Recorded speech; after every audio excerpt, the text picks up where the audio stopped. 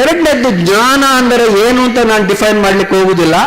But ಒಂದಂತೂ ನನಗೆ ಇಷ್ಟು ಸಮಯ ನಾನು ಸಂಶೋಧನೆ ಮಾಡುವುದರಿಂದ ಜ್ಞಾನಕ್ಕೂ ಜನರ ಆಚಾರಕ್ಕೂ ಅಧಿಕಾರಕ್ಕೂ ಸಂಬಂಧ ಇದೆ ಅಂತ ಹೇಳೋ ಒಂದು ಕನಿಷ್ಠ ತಿಳುವಳಿಕೆ ನನಗೆ ಅರ್ಥ ಆಗಿದೆ. ಇವತ್ತು ಕೆಲವರಲ್ಲೇ ಅಧಿಕಾರ ಕ್ರೋಢೀಕರಣಗೊಂಡ್ರೆ, ಅದು ಆರ್ಥಿಕ ಅಧಿಕಾರ ಇರ್ಬೋದು, ಸಾಮಾಜಿಕ ಅಧಿಕಾರ ಇರ್ಬೋದು, ರಾಜಕೀಯ ಅಧಿಕಾರ ಇರ್ಬೋದು, ಸಾಂಸ್ಕೃತಿಕ ಅಧಿಕಾರ ಇರ್ಬೋದು, ಇದೆಲ್ಲ ಕ್ರೋಢೀಕರಣಗೊಂಡಿದೆ, ನಮ್ಮ ಕಣ್ಣ ಮುಂದೆ ಇದೆ. ನಿಮ್ಗೆ ಎಷ್ಟು ಬೇಕಾದರೂ ಡಾಟಾ ಇದೆ. ಕೇವಲ 57%, 10% ಜನರಲ್ಲಿ ನಮ್ಮ ರಾಷ್ಟ್ರದ ಸಂಪತ್ತಿನ 57% ಅಲ್ಲ, ಆದಾಯದ ಸಂಪತ್ತಿನ ಶೇಕಡ 62 10% ಜನರಲ್ಲಿ ಕ್ರೋಢೀಕರಣಗೊಂಡಿದೆ.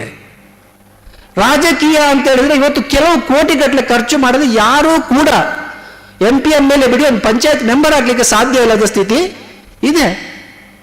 ಸಮಾಜದಲ್ಲಿ ಎಷ್ಟೋ ದೊಡ್ಡ ಜಾತಿ ಪ್ರಶ್ನೆ ಇವತ್ತು ಕೂಡ ತಾಂಡಾಡ್ತಾ ಇದೆ. ಹಳ್ಳಿಯಿಂದ ಡೆಲ್ಲಿ ತನಕ ನಾವು ಬೇರೆ ಬೇರೆ ಜಾತಿಯ ಹೆಸರಲ್ಲಿ ಹೋಟೆಲ್ಗಳಿವೆ.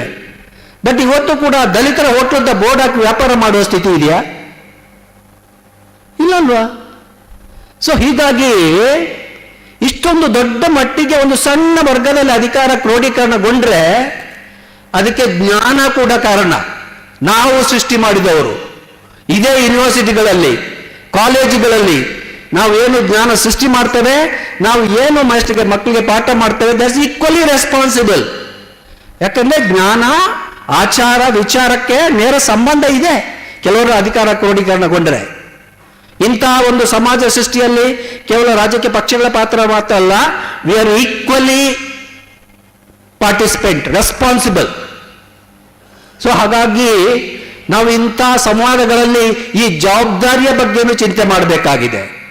ನಮ್ಮ 75 ವರ್ಷ ಆಗಿ ಇನ್ನು ಮುಂದೆ ಯಥಾ ರೀತಿ ಮುಂದುವರಿತಾ ಇದೆ ಅಂದರೆ ಜನ ಬೇರೆ ರೀತಿ ಪಾಠ ಮಾಡೋ ಸಾಧ್ಯತೆ ಇದೆ. ಇದು ಜ್ಞಾನ ಮತ್ತೆ ಅಧಿಕಾರ ಸಂಬಂಧದ ಬಗ್ಗೆ ನನ್ನ ನಿಲುವು. ಕೊನೆಯದಾಗಿ ನಾನು ಬಂದಾಗ ಪಾರಂಪರಿಕ ಜ್ಞಾನ, ಸ್ಥಳೀಯ ಜ್ಞಾನ ಪರಂಪರೆ ಬಗ್ಗೆ ಚರ್ಚೆ ನಡೀತಾ ಇತ್ತು.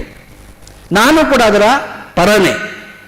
ಆದರೆ ಹಿಂದೆ ಒಂದು ಜ್ಞಾನ ಇತ್ತು, ಅದು ಭಾರಿ ಉತ್ತಮವಾಗಿತ್ತು ಅಂತೇಳಿ ರೊಮ್ಯಾಂಟಿಕ್ ಐಡಿಯಾ ಪರ ನಾನಿಲ್ಲ.